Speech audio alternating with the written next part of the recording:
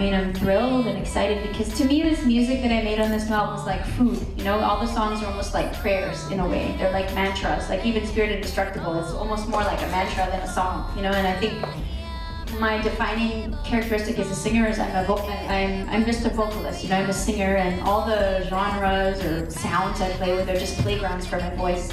And at the end of the day, my voice is my instrument. So this new album, I think, carries a lot of positive energy and empowering strength. And I make music so that my fans can have that like food, you know, to listen to, and just kind of they can apply it to whatever they're feeling, you know, whether it's happiness or joy or just that fun vibe, you know, those different things. And since I was a little girl, the first time I walked on a stage I was only 4, and immediately what I liked was that I was making the crowd happy and that I was spreading good energy, and that's why I make music, and this album is no exception, where I think that it's got a really positive message, and yeah, I just want people to vibe to it and feel good when they listen to it more than anything.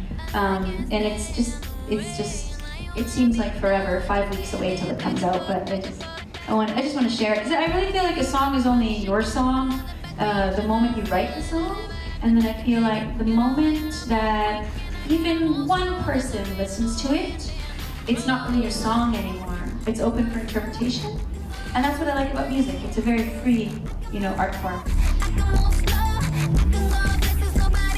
In the last few years of my life have been really, really positive, and it has a spiritual energy to the album. I mean, it's a pop album, but it's very eclectic. There's rock, there's hip hop, there's dance, reggae, world music, all on one album. So it's a super pop experience. Yeah, it's interesting. For me, one of the most creatively fulfilling things that's happened to me in my life is starting my own label, Nelstar. Probably first and foremost because I got to release my Spanish album, Mi Plan, on my own label, and it was so great just being the sole creative director, and all the final decisions were made by me, whether it's videos or organizing my own photo shoots and different things like that. And you know, even with my major label, with Universal, you know, I have a lot of creative control. But when you're, I guess, an indie label, it's a different kind of smaller scale, sort of boutique approach to things. And that was interesting. Also, for me, it's about giving back. It's about giving back to artists, and I think artist development is really important. So right now, the artist on Nelstar is Dylan Murray. He's featured on the deluxe version of this new album, and he's from Toronto, and we have a song together called Be Okay that we've been performing all around the world. And for me, working with him is fulfilling, because I like, after 10 years, myself being in this business for 10 years, it's nice to impart knowledge onto other artists and help them, whether it's, you know, I A&R'd his album, and, you know, executive produced his album. So it's just been really rewarding, and it's made me more compassionate towards my label, because now I know what it's like to have to, you know, it's nice, you know, being on the other side of the fence. I'm always looking at my career like a marathon runner, a distance runner, rather than, you know, a sprinter. So I'm always looking at the album going, where will this lead me in 20 years rather than 2 years? So obviously it's more about the artistic accomplishment rather than commercial success for me, and I've proven that to myself over the years through perhaps albums like Folklore that maybe weren't my most commercially successful albums, but have the fans coming back to me year after year telling me Try's their favorite song, or can you sign Folklore, because that's the album that means the most to them. And likewise with my Spanish album, it was so interesting to me that the album won a Latin Grammy, because it came from a coincidence. I met a friend one day and we wrote a song in Spanish, and before I knew it, I had a Spanish album. So I find when I follow my creative impulses, I always end up in the right place. So with Spirit Indestructible, I think lyrically it's strong. I think the lyrics are probably some of my best lyrics of all my albums. I think the Spanish experience made me grow that way into a better lyricist, and also the songs are very to the point. They're concise, and I like that about the album.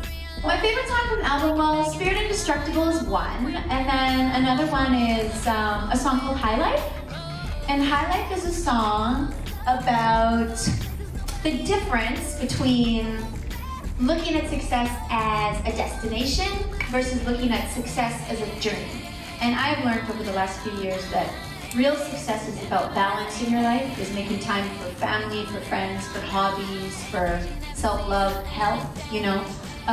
More than it is some type of pot of gold at the end of a rainbow or a finish line in a race. And so High Life it's got a fun beat. It's almost like a really dark kind of hip-hop beat, and there's kids singing in the chorus, so it's a very poppy track, but with a deeper type of message. I love the beats in your In Spirit Indestructible as well. Thank you. Kind of like a dubstep?